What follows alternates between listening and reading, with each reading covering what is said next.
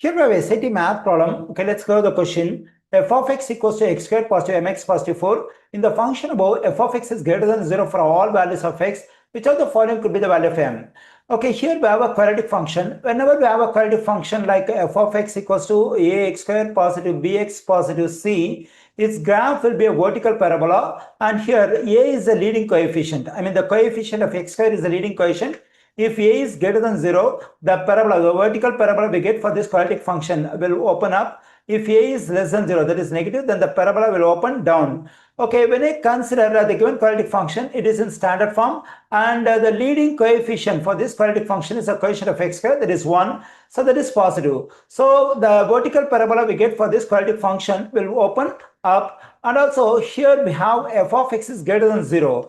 Usually when we sketch the graph of a function like f of x in xy plane, this f of x represents y coordinate. So we can consider y for this f of x. Okay, here we have f of x is greater than 0. So that is y is greater than 0. So here we have a vertical parabola which opens up for this quadratic function, and also in which the value of y is greater than 0. Then the parabola must be above the x-axis, something like this.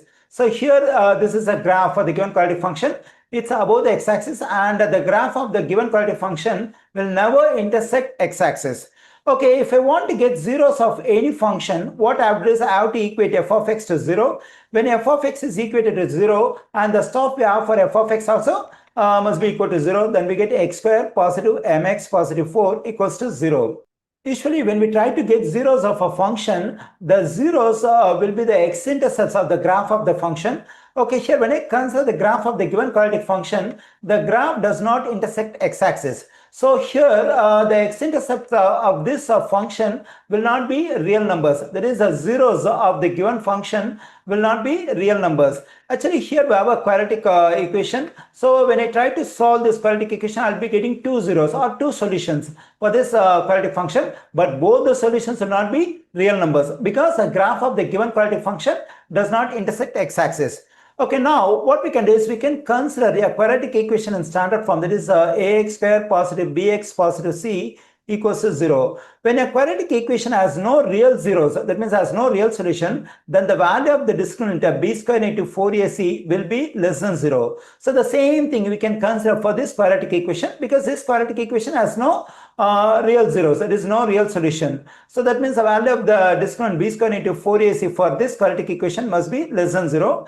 Actually this b is the coefficient of x. The coefficient of x in this quadratic equation is m, that is m square negative 4 times the value of a is actually a is the coefficient of x square.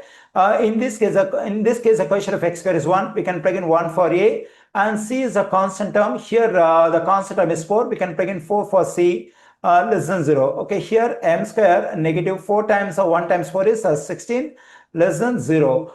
Now, instead of solving this inequality for m, what we can do is we can check the answer choices one by one, because in the given answer choices we have the value for m, and we have to get the value of m in the given answer choices which satisfies this inequality. Okay, now let me consider the first answer choice A. We have number 8. Let's plug in 8 for m in this inequality. Then I'm getting 8 square negative 16 less than 0. The value of 8 square is 64. 64 negative 16 less than 0. Actually it is false, because when I subtract 16 from 64, it will be a positive value. A positive value less than 0 cannot be accepted. It's a false statement. So the value we have for m in answer choice A does not satisfy this inequality. We can reject answer choice A. Now let's consider the value we have in answer choice B, that is 6. When I plug in 6 for m square over here, I am getting 6 square is 36. 36 negative 16 less than 0. Again it's false, because the value of this one is positive. A positive value less than 0 is a false statement. Okay, we can reject answer choice B as well. Okay, now let's try the value we have in answer choice C, that is 4. When I plug in 4 for m over here, 4 square, that is 16 negative 16 less than 0. 16 negative 16 is 0 less than 0 is false. Actually 0 is equal to 0. 0 less than 0 is a false statement. So we can reject answer choice C as well. Now let's consider the value we have in answer choice D, that is 2. When I plug in 2 for m square, I'm getting 2 square negative 16 less than 0. The value of 2 square is 4. 4 negative 16 less than 0. So on simplification, I'm getting negative 12 less than 0. Okay, here a negative value is less than 0. It's a true statement. So therefore, in the given answer choices, 2 could be the value of m. The correct answer choice for this question is D.